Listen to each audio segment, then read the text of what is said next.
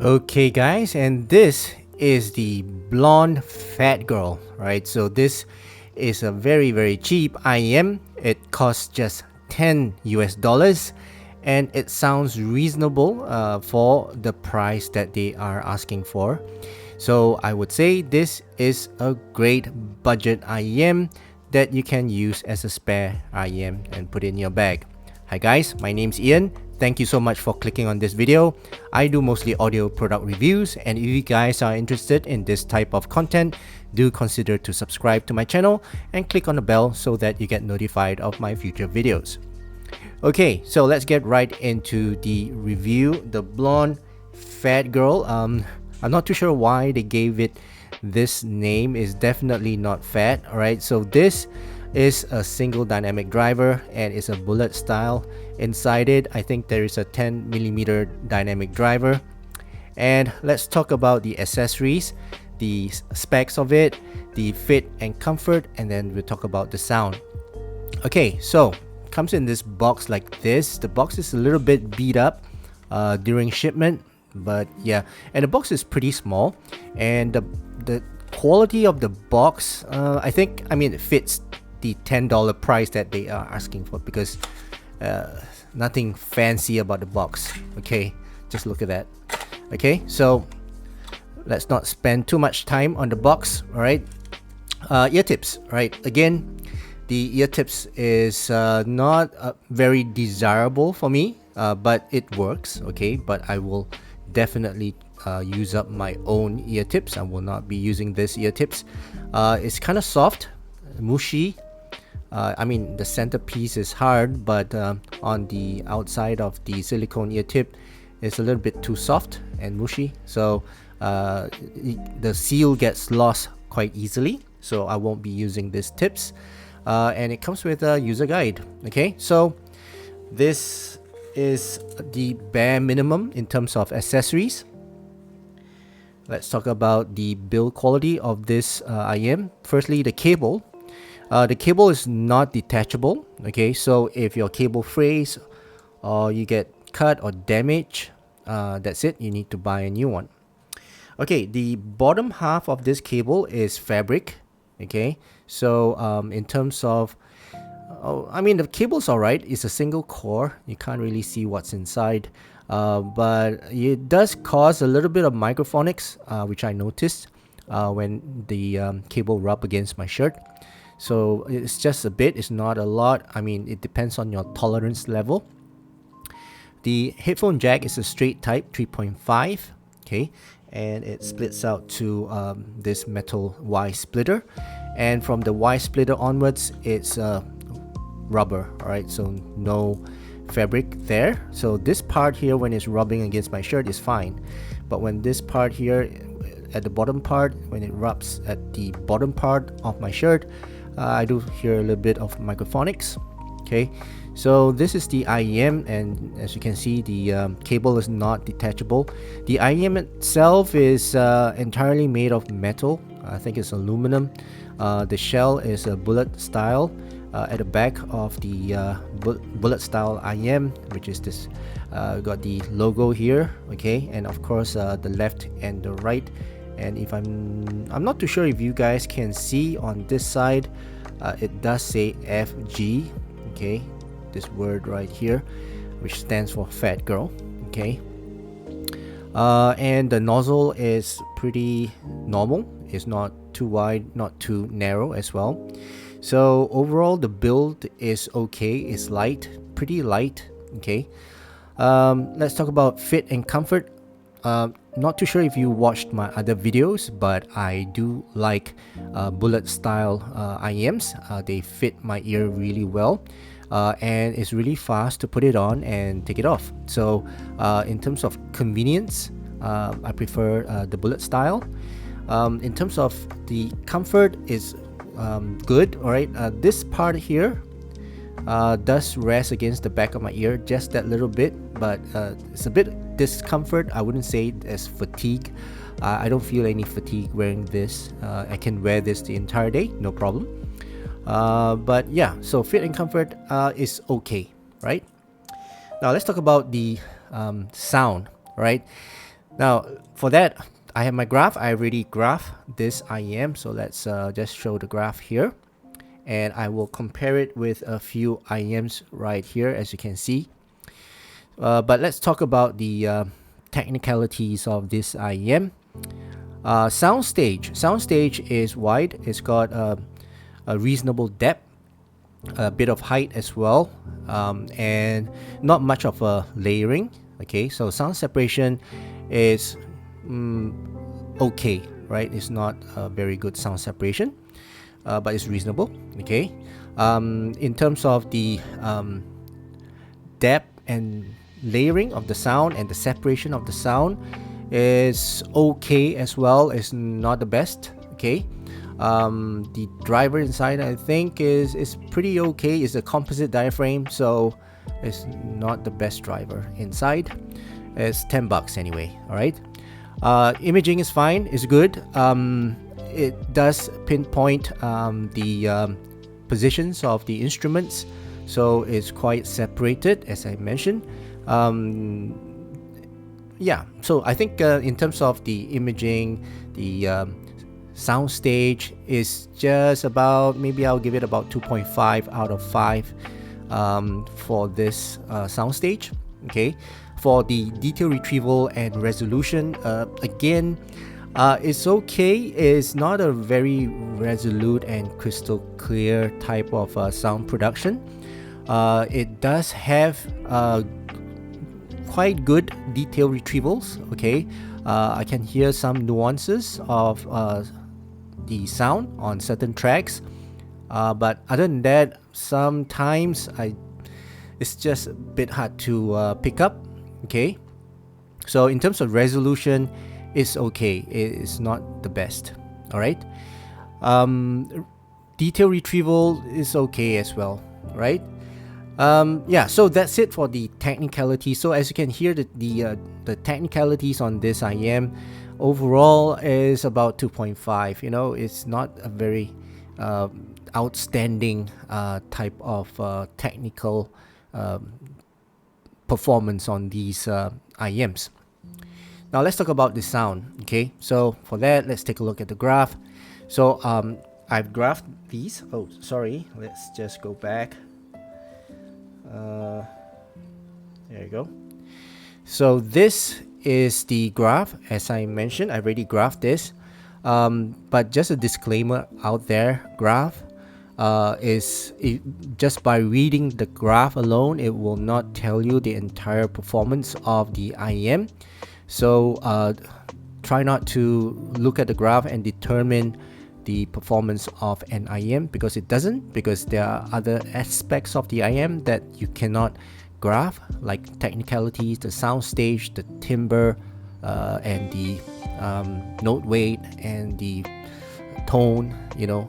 So there are a lot of things that you cannot measure. Okay, so just take the graph and read the graph with a pinch of salt. Okay, so looking at this graph, it is a V-shaped, more of a, quite a V-shaped tuned IEM, which means the bass is elevated, and you will expect the treble to be elevated as well, and the mids to be recessed. So on the overall listening experience, you will feel that the vocals and the instruments, they sound a bit recessed. Okay, so let's talk about the sub bass. Sub bass is really rumbly. All right, so it's got a nice tone and timbre, warm. Okay, as it's got a heavy note weight as well. So sub bass is really heavy and very rumbly. Okay, so the rumble is very extended. Alright, so you can actually hear the extension of that rumble, and it is really good. Okay, so rumble is good, sub bass is good, mid bass is also good. Alright, so but the thing is it's a little bit overwhelming, alright, for me. But I'll just explain as a whole overall. But yeah, so the mid bass is a little bit overwhelming for me. The thump is there. Is I wouldn't say it's not controlled. It's well controlled, mid bass. But the mid bass is just too much in my face type of impact. Okay, so if you look at the graph as compared to the Harman target, it's just above the average of the Harman target. So and what I hear is the same. Okay, but the tone and the tempo of the mid bass, the kick drums, they do sound nice and warm, not so much natural. Okay, and not so much bloated as well. So I think in terms of the sub bass and the mid bass, they are okay. They're prominent in the track. So for any track that you're listening to, you will feel that the sub bass and the mid bass, they are more dominant in the listening experience. Okay, for the mids, as you can see, and as what I've heard, it's recessed. Okay, so instruments like the violins, the pianos, the trumpets, okay, they do sound a little bit overwhelmed by the sub bass and the mid bass, right? Depends on the track, by the way. So if you're listening to solos, it is fine. But if you're listening to an orchestra or a band, then you'll feel that the instruments are a little bit veiled by the sub bass and the mid bass. Okay, so that's for the instruments. I mean, the clarity is there, the warmth is there, the note weight is there. Okay, it's got that nice heavy note weight to it, thanks to the driver. I think it doesn't sound too lean. Okay, so instruments do sound nice and musical. For vocals, right? Male vocals, they are present in the mix, because the bass is actually nice and it helps the male vocals to stand out. All right. So at the same time, the male vocals has got warm and heavy note weight and authority when they are present in the mix.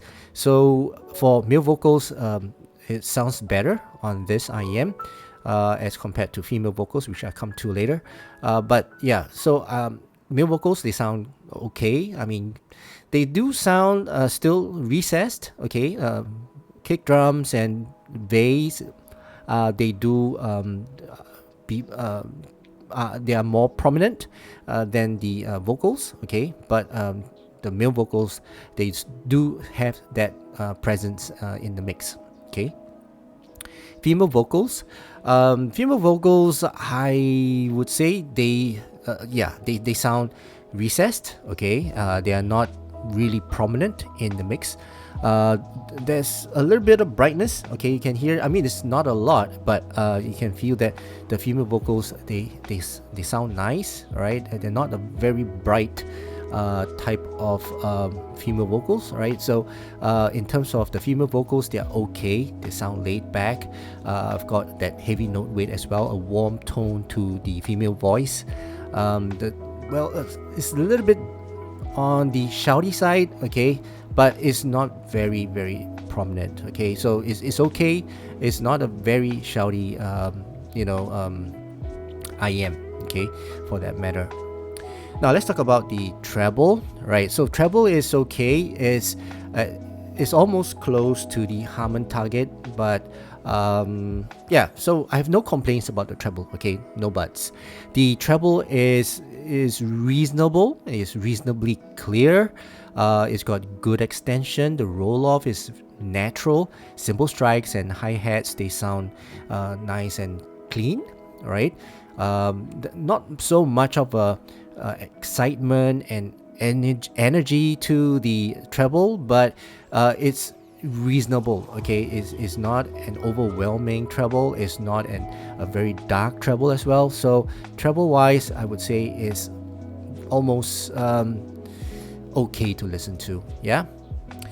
So basically this IEM as a whole, I would say is more of a V-shaped tuning. And if you listen to a lot of pop songs and EDM and techno songs, rock songs, heavy metal, so this IEM is really suitable for that. And for $10, I think it's really good as a spare, right? If you don't have any spare IEMs with you, I think $10 is just a meal for some. So it's a really cheap option to keep in your bag as a spare. But other than that, the performance of the IEM is okay. It does not sound bad for $10.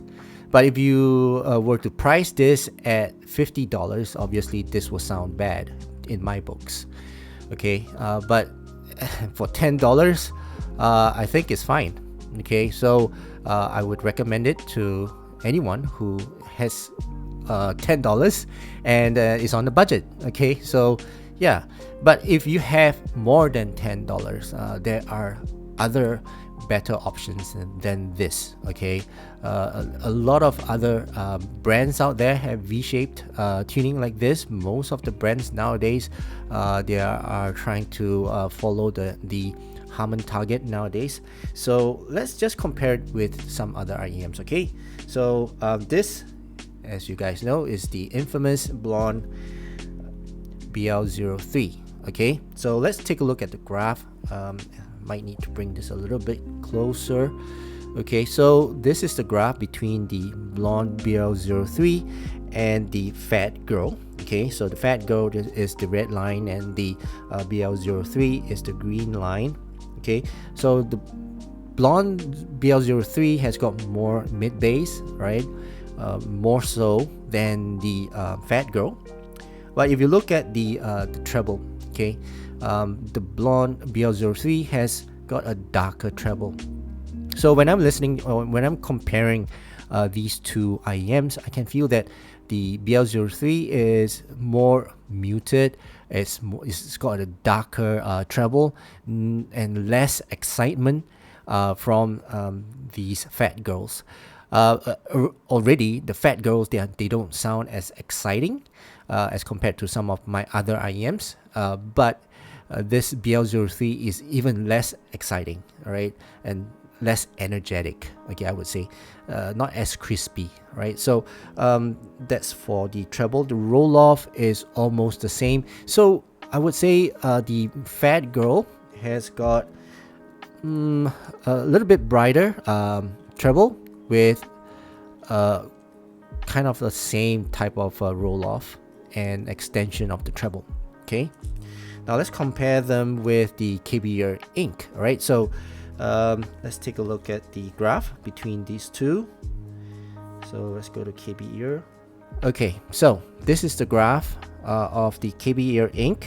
And the Fat Girl. Inc is in blue and the Fat Girl is in red. And as you can see, the graph is almost the same, almost identical, except for the treble area here. But when I listen to these two IEMs, they are worlds apart. So that's why I mentioned at the beginning of this review, before I start looking at the graph, the graph alone won't tell you the performance of the IEM. Okay, so these two IEMs, they may graph the same, almost the same as you can see, but this one has got a better sound. It produces a better sound overall, right? The resolution and the detail retrieval on these are much better. They've got a nicer, fuller sound being produced as compared to the Fat Girl. But the bass and the mids and the treble, they're almost the same, right? It's just that this one here, they sound better, okay, overall. If you listen closely, this will sound better. And obviously, this is so much more expensive, okay? So it's not a really good comparison, but I just want to compare it just to prove a point to you guys that graph does not tell you everything. Okay, so yeah, so they graph the same, they sound the same, the sound signature of these two IEMs, they are almost the same, but this is more superior in terms of sound quality. Okay, right, so that concludes my comparison and my review of these Fat Girls. Okay, and do I recommend it? Again, I mentioned if you have $10, why not? But if you have more than $10, there are a lot of other options out there. So pick carefully. All right. So that's it. That concludes my review for this Fat Girls. I hope you guys learned something from this video and enjoyed watching this video. And if you did, do consider to give this video a thumbs up. And please don't forget to subscribe to my channel. Right, so that's it for now. Thank you so much for watching. I hope you guys have a great day ahead. And I'll see you again in my next video. Cheers.